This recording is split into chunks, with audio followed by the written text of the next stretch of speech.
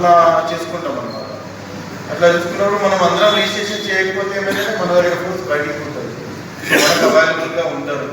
అన్నదానం అట్లాంటివి చేసేటప్పుడు మాకు ముందు రోజే ప్రకటించండి, చెప్తే మేము ఒక ఆఫీసర్ని పెడతాం అన్నమాట, కానిస్టేబుల్ ఆఫీసర్ని పెడతాం.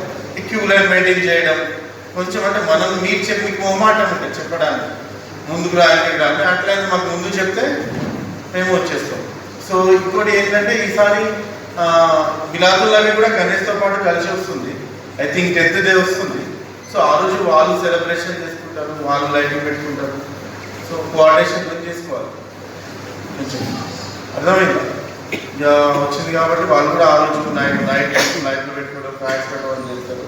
ఆ టైంలో ఒకవేళ ఫ్లాగ్ మీద ఏమైనా కట్టినా మాకు ఇన్ఫార్మేషన్ చేయండి, మేము క్లారిఫై చేస్తాం.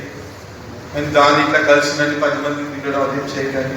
మా ఉద్దేశం అంతా ఒకటే, రేంజల్ అనేది పీస్ఫుల్గా ఉండాలి అనేది ఒకటే మా ఉద్దేశం.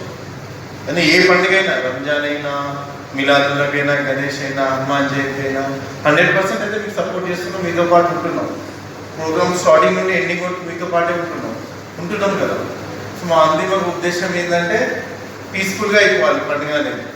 సో ఈసారి కూడా అంతే చేసుకుందాం. ఏమైనా అవసరం ఉంటే చెప్పండి, ఏమైనా రోడ్ డ్యామేజ్ అవి ఇవి రెవెన్యూ నుంచి, ఎలక్ట్రిసిటీ నుంచి ఏమైనా ప్రాబ్లం ఉంది, ఏమైనా వైర్ కింద ఉంది, అక్కడి నుంచి మన గణేష్ ప్రొసెషన్ వెళ్ళాలి, అట్లాంటి ప్లేసెస్ ఏమంటే చూపండి, వాళ్ళతో మాట్లాడడం రెక్టిఫై చేసుకుంటాం.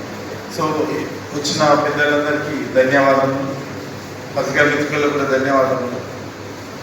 మీరు కూడా సహకరించండి. ఏదైనా ఇష్యూ వస్తే ఫస్ట్ అట్లా గ్రూప్లలో పెట్టి అట్లా కాకుండా